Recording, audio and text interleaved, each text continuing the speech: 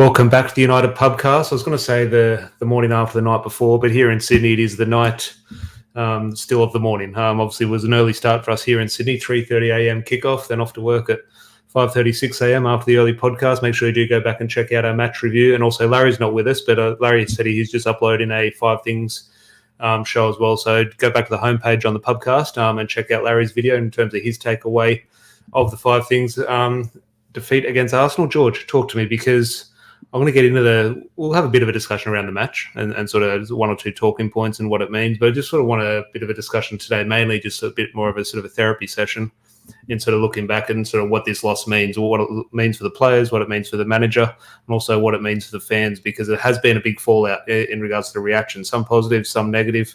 Maybe it is that grey area in between, which is the right one. So before we sort of get into too much detail, just talk to me how you're feeling after what was, unfortunately, a very disappointing day. Well, it's the morning after the night before here in London, which doesn't make it any better for me. I've got to be surrounded by a few of them. And with regards to the reaction, look, we need to remember where we were at the start of the season. We were getting slapped up 4-0 by Brentford. So the fact that even if it was only for a week, that we're even in the conversation for a title, that's testament to how well that this playing group has done and how well Ten Hag has done to take what was statistically the worst Manchester United side in Premier League history to get them into this position. If you were to say at the start of the season, we're going to lose to the league leaders away from home in the fashion that we did, you wouldn't have too many complaints. So I just think we need to be level-headed, especially when arguably the only player that we have in our squad that is the best in the world wasn't playing. Yeah, no, well, look, Casemiro obviously dominated a lot of the discussion. Where are we as a team in regards to, it's the same group of players. Now, yes, it's been sprinkled with potentially 1 or 2, obviously, which does make a difference. Take the manager out of it, take Erik Ten Hag's imprint of the game. Just the players, and we're going to get into mentality, but the players' attributes and the players' mentality. Just say our worst ever Premier League team last season, or 6 months ago, this is the team we all hated. We hated all the players. They weren't fit to wear the shirt. 6 months later, the same group of players, we all love them, and they're giving us a very good season. I'm just thinking, are they that good, or were we that bad, or is the answer somewhere in between? I think it's definitely somewhere in between. I'm sure you'll bring up Ten Hag's comment later. Yeah, I agree with Adam. Some of the reaction is absolutely ridiculous. And let me start with the guy that I've talked up quite a lot, Weghorst. I'll start with some of the reaction of him. Be it the Palace game or this game, he's useless because he hasn't even had a shot a goal, hasn't had any chances.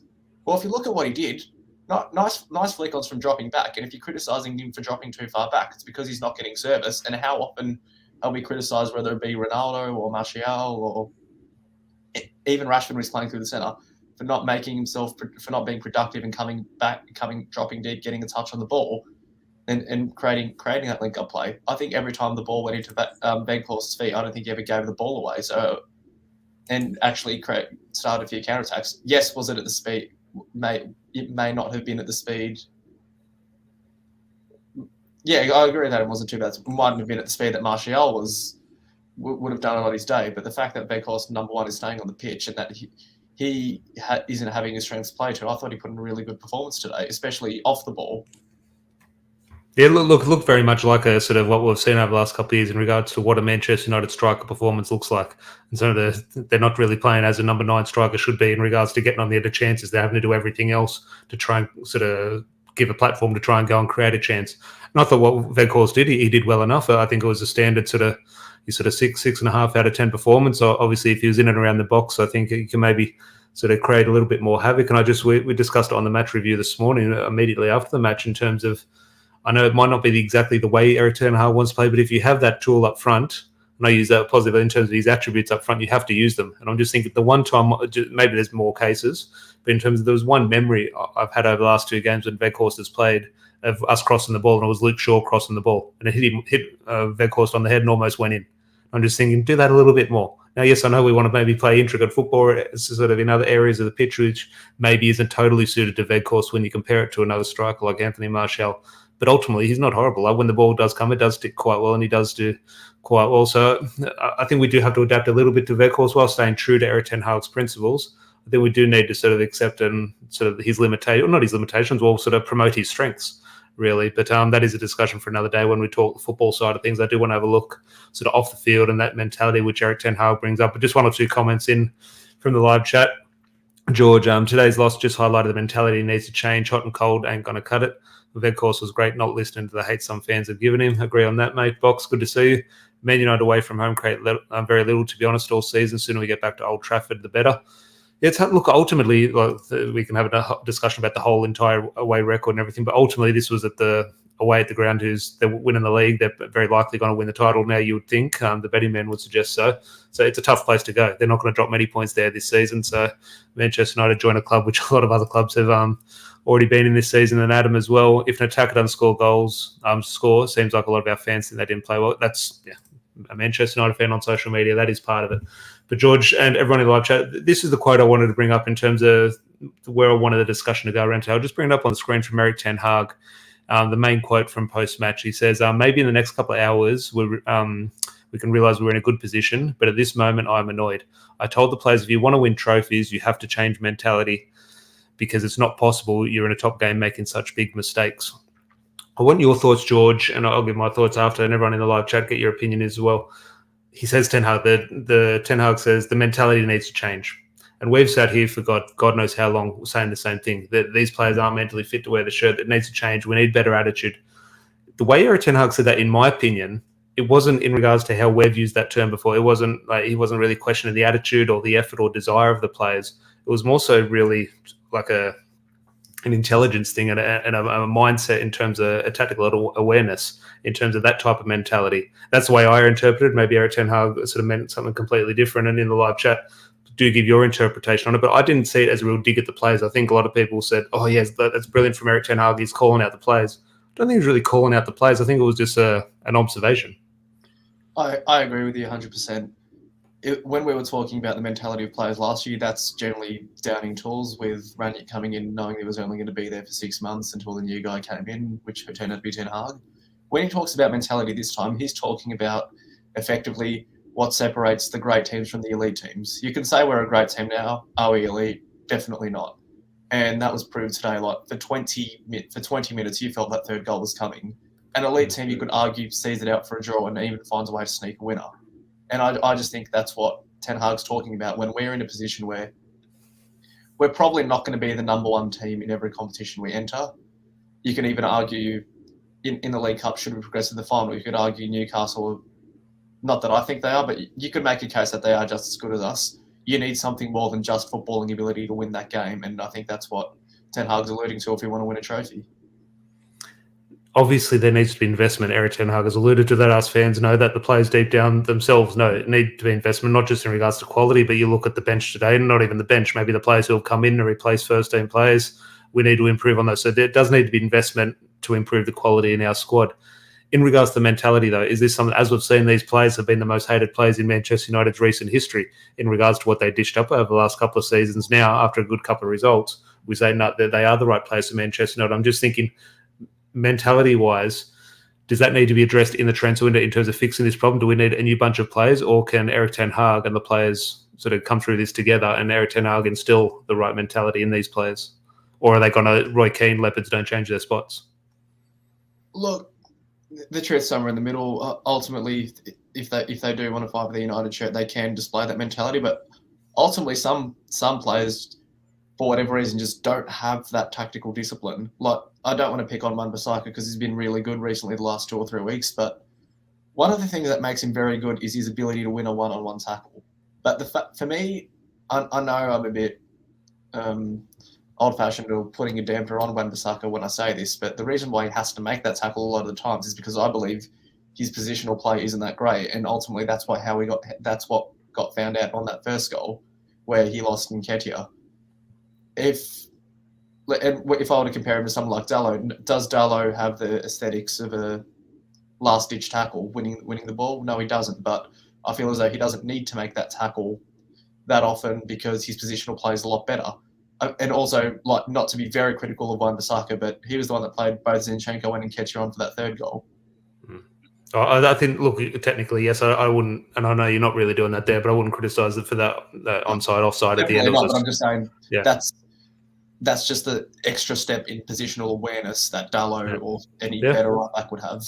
Yeah, I watched back, unfortunately. I watched back that first goal, and I knew Wan-Bissaka was at fault for the first Nketiah goal, but it got worse every time I did watch the replay in terms of, I think that is where, in my opinion, the Erik ten Hag's mentality, it's not Aaron Wan-Bissaka, and definitely not, we've been full of praise for him over recent weeks, and rightly so. It's not to be too heavily critical of him, but in regards to, that's what I see as a mentality change Erik ten Hag's, not Aaron Wan-Bissaka's desire or his effort. It's just being there, okay, the ball's there. Mentally, are you switched on to what's happening here? Are you switched on to where Nketiah is, where the ball's coming? And I think discipline might have been the better word to use. Could be. Then again, like, if we're being realistic, is Aaron Wan-Bissaka going to be the right back in a title-winning team? No, he's not. There's ultimately a step up in players that will ultimately be taken across the squad. It's not like we're not going to have no investment in the squad over the next 2 or 3 years and expect to still be where we are. Well, Boxy was shout in regards to sort of bring that mentality into the squad. Hopefully the winning mentality of Varane, Casemiro rubs off on the players who have been used to losing semis for finals, club and country. Well, we're going to get thrown straight in the deep end on how Erik ten Hag and these new players sort of deal with semi-finals, because our next 2 games, or 2 of our next 3, are cup semi-finals. And I think in terms of the position we find ourselves in, I wouldn't say how we have a buffer in regards to 4th versus 5th, but there is a little bit of a gap there, and Erik ten Hag will see an opportunity to go get a final at Wembley. So I think it'll be full strength in both Nottingham Forest games. Now, if we win the first game 5-0, obviously he might rotate in the second leg, but I think Erik ten Hag will go all out in this semi-final, and I think the FA Cup is in between. That might be where you rotate a little bit. It'll be interesting. I'm not sure, do we have any suspensions coming up in the League Cup, or Bruno served his, I think? Bruno served his already. Yeah, so we'll be doing maybe a preview tomorrow sometime with Larry, and we'll look at that. But I think in terms of a spoiler, I think the starting 11 for those 2 semi-finals are going to be full strength. But just a little bit on Arsenal, George, because look, here we are. I don't know what side of the fence you sit on in regards to, are we Manchester City fans now or Arsenal fans in this title race in terms of the lesser of 2 evils? Who do you want to win? I just want to say, just your thoughts on Arsenal, because they deserve to be top of the league. I think they've been the best. Well, I don't think they have been the best team this season. They're playing very good football, and they'll obviously have changed 1 or 2 things maybe upstairs in regards to the mentality, in regards to sort of, it definitely looks like an old school Arsenal back from the 90s, early 2000s, compared to what we have seen in recent years. But on paper, I still see that team as, yes, deservedly first, but I also see a situation where that team could be where we predicted at the start of the season, someone finishing 7th or 8th with that group of players. So I'm just thinking, where do Arsenal sit in this? Is this a bit of a freak season in regard, not Leicester City sort of standards, but in regards to they're just sort of taking advantage of everyone else having quite an off season, or are they really sort of better than what they think, or better than what we think they are? Because I think they're good, but I don't think they shouldn't be running away with this league. They shouldn't be running away. I don't think they're necessarily worse than what we predicted. I actually think they've done a lot better than that. Fair play to them. Look, at the end of the day, we are 19 games into the season. They've got 50 points. By that logic, they're on track for a 100-point season. And the one thing I want to really address with them is the way that Arteta started to play the game. If you take away that it's Arsenal and Manchester City, take away the logos from both of them, take away the colours, the way that they play football now is very similar. And the reason why I always specifically want to address that point is the style of play that Man City have employed over the last 5 years is that you'll just play a very heavily possession-based system whereby it's so overwhelming for all the teams outside of the top 6 that you're going to be effectively invincible against them. So even if you do drop a point or 2 or lose a game against teams inside the top 6, you've already racked up so many points that you're not going to lose the league. Now that Arteta's played that effective Guardiola-like style, now they're reaping the rewards of it. And now when you see City have gone, I wouldn't say completely away from it, but they've had to tailor the game a little bit for Haaland, who's been absolutely fantastic, scored more goals than Chelsea this season, for God's sake. As a team, they seem to be falling off because of it. But where we can take a bit of, consolation from this is if Arsenal keep playing this way, yes, they might win a few leagues.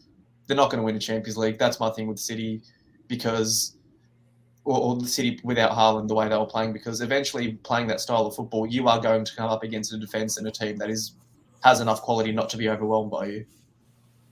Yeah, no, look, I'm sure we have many discussions in the coming weeks in regards to City and Arsenal and who we prefer to win and why and what that means for the Champions League. There is probably a situation where Manchester United play Arsenal in the Europa League. Now, I thought Barcelona was sort of struggling in the league. I thought they were like fourth or fifth. I've just seen they're top of La Liga. So I think that when that draw came out, United Barcelona, I think we're all very confident. Not confident, but yeah, okay, if we play well, we can beat them.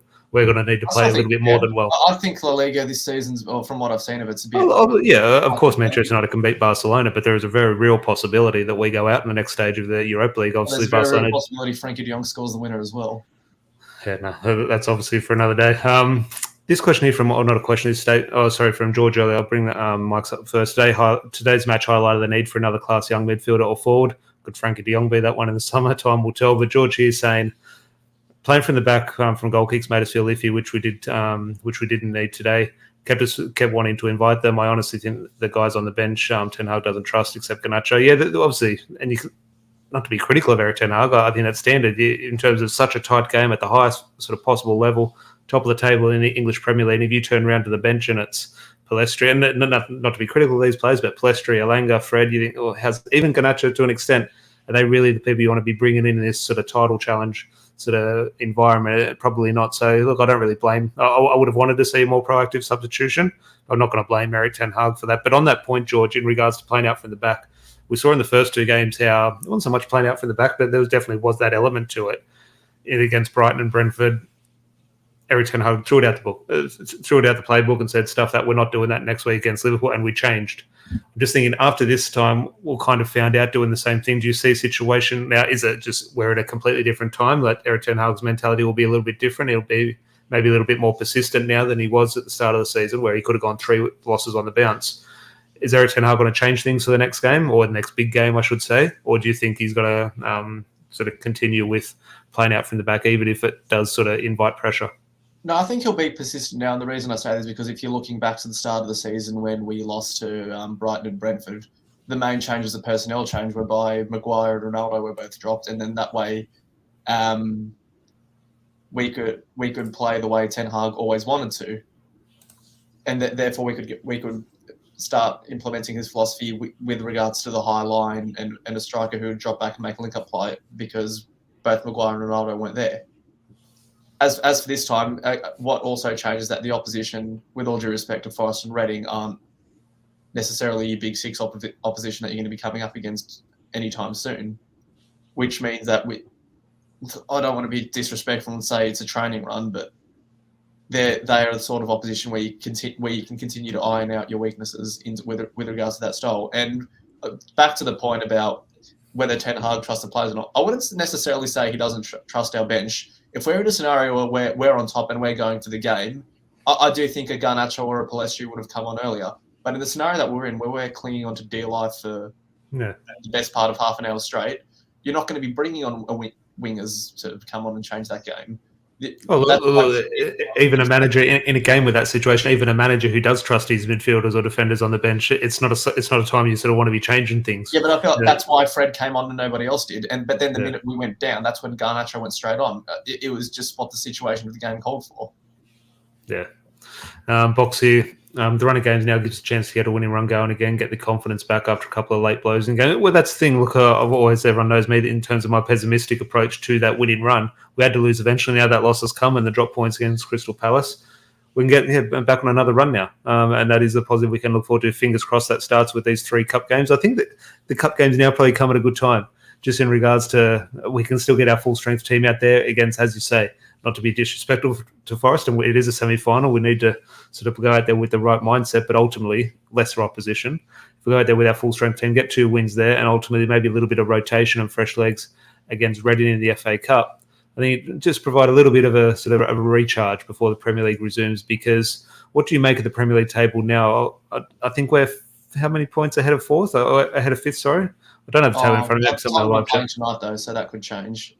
Although I think Fulham might get a point out of them. Yeah, no, you play back Fulham to beat Tottenham, to be fair. But in regards to not a good thing, we obviously want to be looking forward to the title race. And okay, how many points to Arsenal can we catch them? Obviously, maybe that is obviously that's a little bit too far now. But when we're always looking forward, I think the more sort of reliable, more sort of level head of us, of the fans, was always looking over their shoulder and hang on, where's 5th, where's 6th? So we have a 6-point gap on Tottenham now, who are in 5th. Okay, so a 6-point gap. So look, in terms of that, will they cut that to 3 if they win, or is that Do we still have a If they game in win, they'll hand? cut it to 3, but we have a game in hand on them. We'll have a game in hand, yeah. So a 6-point lead over Tottenham, which is a nice buffer halfway through the season compared to where we thought we would be. So yeah, I'm looking forward to these cup games because we were looking forward to Arsenal and Manchester City and how many points to sort of close that gap. But I think all of us in the back of our mind, rightly so, we're looking at Liverpool, Chelsea. How many points are they behind Tottenham? How many points are they behind? Because really, at the start of this season, that was our race. Well, we didn't dream it. Now we didn't think Arsenal would be at the top of the race. We thought it would be Manchester City. We didn't expect to be there. We expected to be in the fight that we are in, and I think that's where the focus needs to be. So I think I'd rather be in the title race, of course, but the positives I want to take is we can forget about that now and just simply focus on what needs to be done. No, but honestly, how are Tottenham even in this race? They are disgraceful. They're absolutely shit. I don't know how they're in that race. I think They lose every week. They lose every week. I feel like Fulham I might check the table again, but I feel like Fulham can at least match them on points if they win that game. And it's at Craven Cottage, so there's every chance that they might. Mitrovic back as well, so there's every chance that they might. No. I'll back Fulham. Look, I'll be up in the morning. I'm pretty not confident, but I definitely wouldn't be shocked if Fulham take points for the game. Adam here, Sancho. Yeah, I think Sancho has to come in against Reading. If he doesn't, I think not an inquest needs to be put in, but you're going to give up on Jadon Sancho. If he's trained and he's back and he can't get on the bench against Reading, something that probably is obviously a little bit more concerning than what we see. So fingers crossed that is the case. Box here agreeing. Reading perfect game for Sancho at 90 minutes. Get 9 minutes. Just get him on the pitch. Get him on the bench. Show us that he's still a player because we are going to need him in the second half of the season. I suspect he might be on the pitch against Forest. Could be. Well, he has to be involved at some stage. And Larry as well, obviously on the United Pubcast account. New video is up 5 post-game reflections against Arsenal. So after this, go check out the new video on Larry's. Well, he's alive, which is good. What's happened to have a chat with him. Larry, if you are still tuned in, jump on the stream and we'll have a chat because we haven't discussed the match against Arsenal. So, but if not, go check out his video on the Pubcast page. But George, anything else sort of Arsenal related or Manchester United related before we move on to the last couple of points? Not really. Like, actually, I'll go back to what you said at the start. What's the lesser of two evils? I think just for this season alone, Arsenal winning the league is fine because do you want City to win 3 in a row and take our record of that, which we've done twice? The positive in the live chat answer, who do you prefer as a Manchester United fan? If you have to pick one, which we do at the moment, if you have to pick one to win the league, Manchester City or Arsenal, do let us know in the comments. This season it's Arsenal, but every other season it's... Look, George, the answer is for me, and look, I'd like to speak for everyone else, but the answer is Arsenal. Obviously, you do want Arsenal to win the league this season. However, the reason I can accept it now, yes, I know they're going to win 3 in a row, and that's something we don't want. Fully understand that. But just from a selfish in terms of me getting out of bed in the morning, the worst thing in regards to potentially, or the positive in City winning the league, forget about it tomorrow. Like you would, like Manchester United will put a story out saying they're going to change the colours of the dugout seats, and that'll be back page news. No one will know about Manchester City lifting a trophy. Like it could very easily be sort of glossed over. But I'm thinking if Arsenal win the league, the reaction from fans is that's going to be in your face for 3 or 4 months. Honestly, I'm more worried about City winning the Champions League this year. So City in the Champions League is the bigger issue in regards to their success. But in regards to that Premier League, look, I don't want Arsenal to win, but out of the two, I do prefer Arsenal to win to keep that 3 Premier League record, 3 Premier Leagues in a row, nice and firm at Old Trafford. But dealing with Arsenal fans for a few months could be tricky. Yeah, like just like what Yanni says in the comments, I'm better a cruel truth than a rosemary sprig. Yeah, that's the cruel truth might be Arsenal winning, but yeah, let's deal with it. Well, ultimately, we're looking at this top 4 race and we're looking, okay, we're out of the title race now. Ultimately, I think we do need to take a step back and sort of appreciate Manchester United in terms of the position we're in. Yes, Nottingham Forest is going to be tough. Fingers crossed we can get through there. Then obviously in a final at Wembley against Newcastle and Wolves, again, especially against Newcastle, or even you can see it down the Traore and Neves put in the top corner for Wolves. It's going to be tough to win this League Cup, but ultimately we are favourites. There's no hiding from the fact we're favourites to win this League Cup. For Manchester United, forget it's a Timpon Cup. It's the lesser of all the trophies. Yeah, it is a trophy. For Manchester United to be in a position to be winning a trophy in February, I think it's not unbelievable. Obviously, we're Manchester United. It should be the normal, so I do believe it. But in regards to, it's something I just would not have expected. Yeah, and look, let me just, before anyone goes and shitting on the Carabao Cup, like, okay, I might be shitting on the Europa League in the process, but the reason why we can't disregard the Carabao Cup, like, regardless of how teams treat it, I know I've said this point before, but it is still a major trophy because you are still competing against the best eligible opposition. City are in this competition, Chelsea are in this competition, Liverpool are in this competition, Arsenal are in this competition. the best eligible teams were still competing. I would honestly be so much more satisfied with that League Cup than a Europa League, where the best eligible teams aren't necessarily competing. I just got that, and look, you made that point, and it's correct. Over the years, I just look back to everyone who's saying that they sort of disrespect, they don't really care. Come match day, you care. I think it's one of the things. And if we lose against Forest, say, oh, it's a Mickey Mouse Cup. Obviously, all fans are guilty of that. I understand that. But I go back to the last time we won. It was our last, or not our last trophy, but in the last season, we won a trophy. Zlatan Ibrahimovic at Wembley. Tell me that's a Mickey Mouse Cup when he rose and put that header in the last. 100%. I remember that Zlatan Ibrahimovic podcast that I did with you 2 years ago during lockdown. That was the highlight of that. Oh, well, what a moment. Jesse Lingard obviously continued his fantastic Wembley. And I think you go back and watch that League Cup final. It was a cracking game. Obviously, Zlatan Ibrahimovic scores a free kick from about 35 yards, then wins it in the last minute. And Southampton, obviously, fair play to them. They put up a great fight in that. And Boxy, Arsenal had a bus parade around London and partied all week when they won an FA Cup. Yeah, look. Well, we can't talk. We're doing that with the League Cup. Let's be real. No, I don't think we would. Look, yes, we'd celebrate and there'll be a bit of banter in terms of parading it around. I don't think for a League or FA Cup we would. Now, I know it's been a while in terms of it's been far too long. I don't think, obviously, Premier League or Champions League they would. Last time we won the FA Cup or League Cup, there wasn't a parade. Europa League was obviously off the back of the unfortunate Manchester bombing, so there was never going to be sort of that big parade after that. But look, while we would enjoy it and celebrate it, I can't see us doing what Liverpool or Arsenal would do for a cup competition. Look, I get it with Liverpool's one. They won the double. So I guess fair enough. They were combining seasons. They were combining trophies from 2022 and 2017 and 2019. I said, yep, they're all our trophies. Yeah, that made no sense. They've done the quadruple: the Champions League in when was it 2018? 2019, the league in 1920, then the two cups. That's their quadruple. But they tied them all together, and I just think it was embarrassing. Look, fair play to them, but I found that embarrassing. I don't want Manchester United to stoop to that level, even though I'm stooping to celebrating the Carabao Cup as big as the Champions League. But a few other talking points in regards to let's move it away from Manchester United. Everyone in the live chat, get your thoughts in regards to here, because two names I want to pop up in regards to English names. First of all, with a bit of relation to Manchester United, obviously, Harry Kane. Oh. David Ornstein came out with an article a couple of hours ago saying the headline was very clever. He didn't say he signed a new deal at Tottenham or anything. He said he's open to a new deal at Tottenham. Of course he's open to a deal at Tottenham because they're going to pay him a lot of money. So, of course, he's open to that option. Now, the way that is been reported and received by fans is he wants to stay at Tottenham and win nothing in his career. That could be the case, but that's the way it's reported. It could very well not be the case. He might just be keeping his options open. How much are you going to pay me? Okay, good. Well, they're going to pay me double. See you later. So who knows what's going to happen with Harry Kane. But in terms of the story at face value, that Tottenham are obviously they are interested in keeping him. But in regards, could you see a situation where Harry Kane does stay at Tottenham? I honestly can't see it. Now, it's one of those ones like, okay, fair play. Do what you want to do in your career. Go be a club hero, score as many goals as you can. Fair play and all that loyalty nonsense. He won't stay. I can guarantee he won't stay. He has to move on, surely. Look, if Daniel Levy's smart, this summer you've got to be looking to move him on. From that point of view as well. And he can walk for free if he really wants to after that.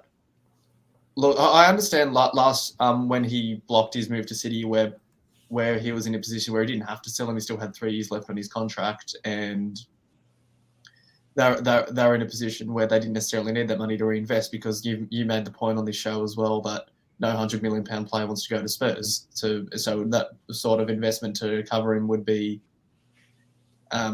needed across all areas of the squad. I just think this time, if 90 million's on the table for Harry Kane, which is personally what I would take him for at United, nothing more, the 12 months left on his contract, you'd be really stupid to say no. And they'll have a new manager. Like who knows? Antonio Conte's not going to be there next season, unless they get in the top 4. I don't see a situation where he's there. Even if they do make the top 4, I don't think he stays there. So that is something. Obviously, any new manager would want Harry Kane, of course. But also what they probably would want in regards to the makeup of the squad is the money that Harry Kane would bring in and how they can sort of reinvest that in the squad. So from Tottenham's point of view, I agree. Harry Kane needs to move on for his personal sort of ambition, but I think Tottenham as well are in the position now where they need to cut ties. Comment here from Adam, though. Just your thoughts here, George. It seems like he's more interested in his own goal scoring record than trophies. Where is he more likely? He can be the main man at Tottenham. He's got to be the main man everywhere. But in terms of where's he going to score more goals, at Tottenham, or could he go to a bigger team and okay, it might be sort of tighter games and he might not get as many chances? Well, he should. I'm just thinking, where does he sort of forget trophies and forget victories, forget 3 points on a Saturday, where is best suited for him to score goals? Now, the obvious answer is say Manchester City. That's not going to happen with Erling Haaland. So, is there a case where he could actually see a more clear path to that goal record at Tottenham?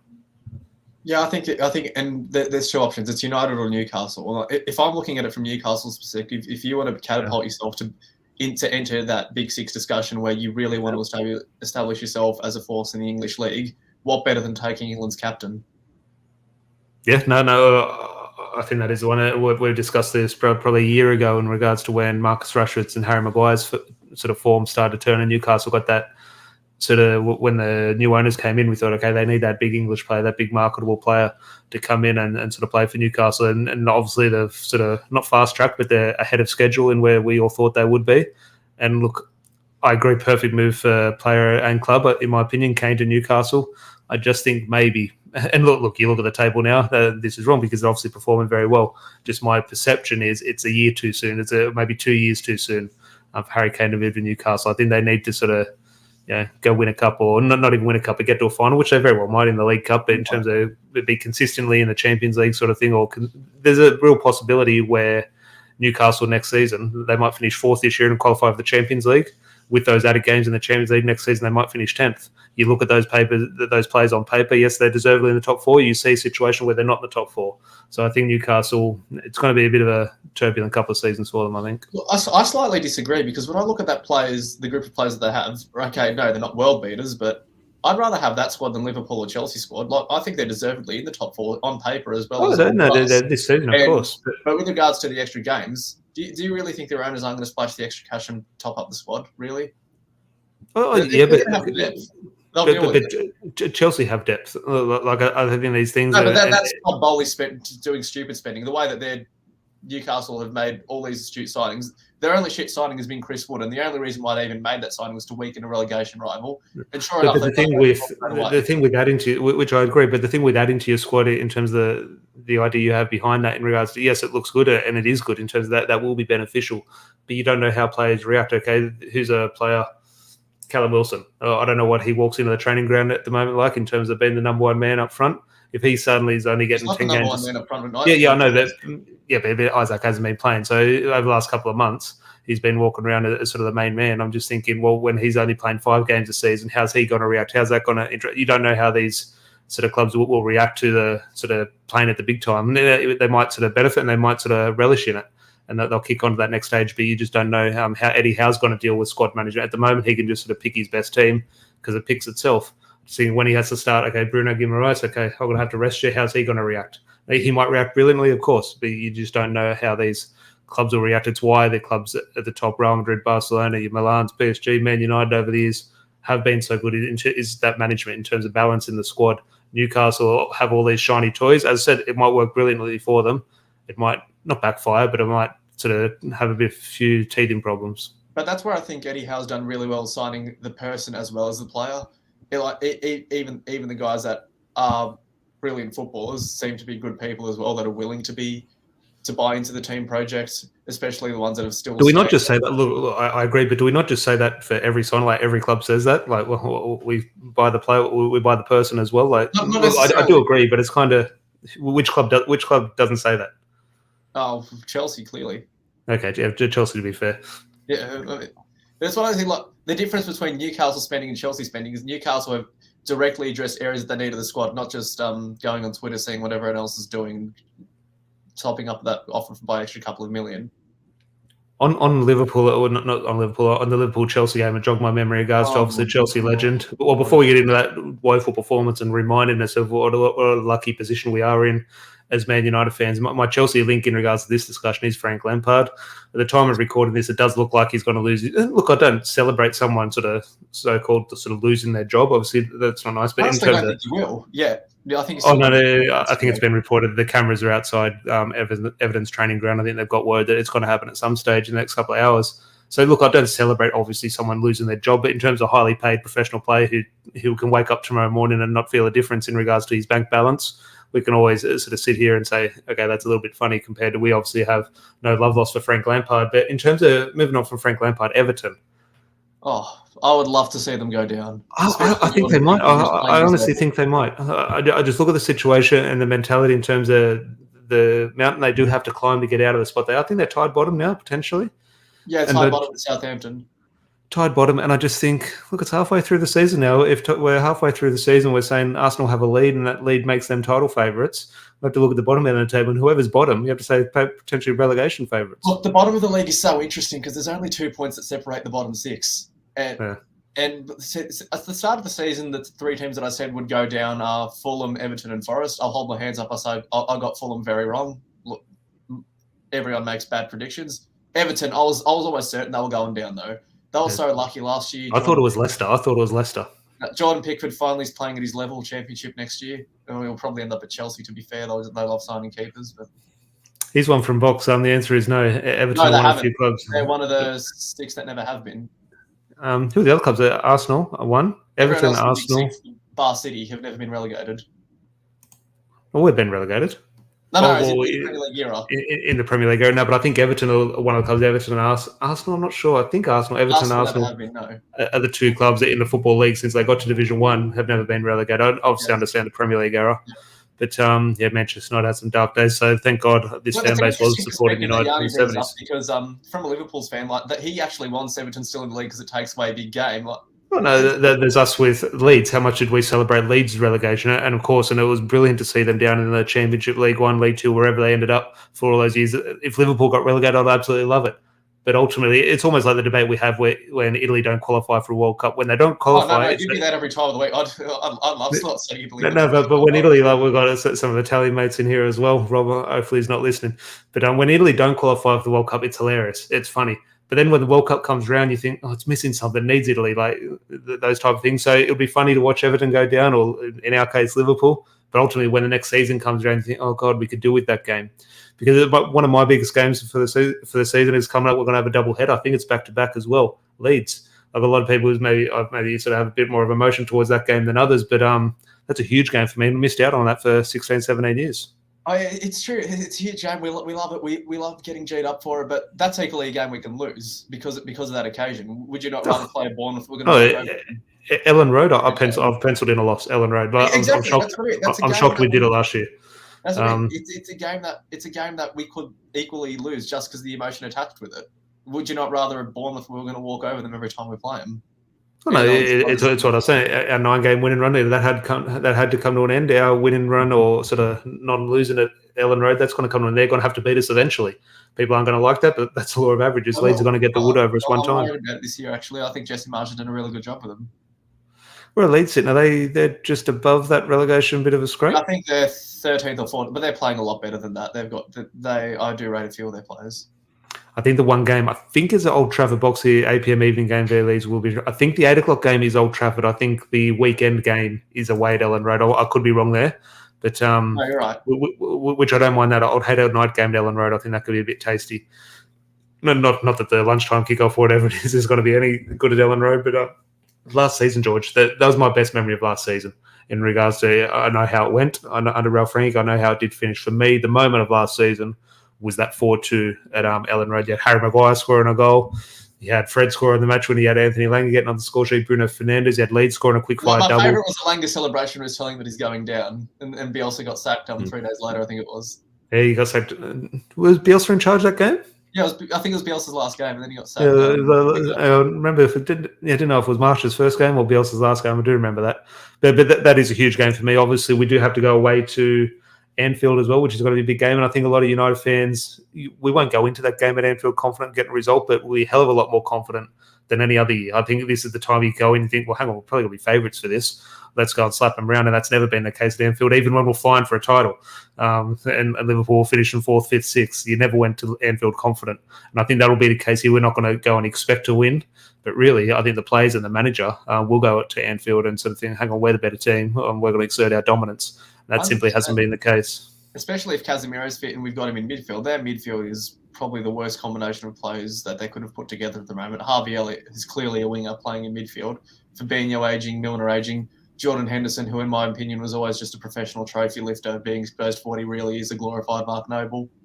And it's I love to see. I like it, George. I like it. Well, just on Liverpool, we'll finish on Liverpool, a little bit of positivity, because as I said, it's unfortunate we've sort of lost ground on Arsenal in that potential title race. But if you are disappointed with that in the live chat, look behind you. Look how far Chelsea and Liverpool are behind us, and we're 10 points ahead of them. If you can't take joy from that, I don't know what Manchester United can do to you, how they can provide you joy, because you just have to look behind and see the absolute shambles they sort of displayed on Saturday night. That, George, when I watched that game on Saturday night, Liverpool-Chelsea, I was watching and think, oh my God, that's what we had to sort of put up with it. And when we had to put up with it over the last 10 years, it probably never felt like that. We thought, no, this team can turn it around. They can turn it around. But all our rivals will laugh and say, they're not going to turn this around. And we sort of had this blind hope, blind optimism that, no, it will. But watching Liverpool and Chelsea, where they probably think, yeah, we can turn it around, as the neutral for us now, we can actually, no, we can see exactly what's happening here. You're not turning this around. You're in absolute shambles. That was the most shit Big Six game I've ever watched, all aspects considered. Nothing was on the line. Both teams in 9th and 10th. Wasn't much controversy in the game. No action, poor quality. It was shit. Box, the Chelsea team, I can't name it. Now, I know that because they're bringing in new players every single week, and I can't pronounce the names, but nothing to do with that. You go through when we were going, a Chelsea team. Okay, Terry, Carvalho, Lampard, Essien, Drogba, all these players, Damien Duff, Joe Cole, Peter Cech in goals. I couldn't name two players for Chelsea now. It changes every week. I honestly don't know, and it just doesn't feel a Chelsea team. To be fair to Mudryk, I know he had an 86 million price tag attached to him, but he looked all right, to be fair. The only world-class player on the pitch, though, I'm sure Yanni, Liverpool fan in the chat, will agree with me, is Alisson in goals. I think he's actually the best keeper in the world right now. Yeah, you're doing very well. I don't feel sorry for him, of course not, but yeah, you kind of sometimes... But he's the one thing that gives them hope. He's genuinely a world-class keeper in all aspects.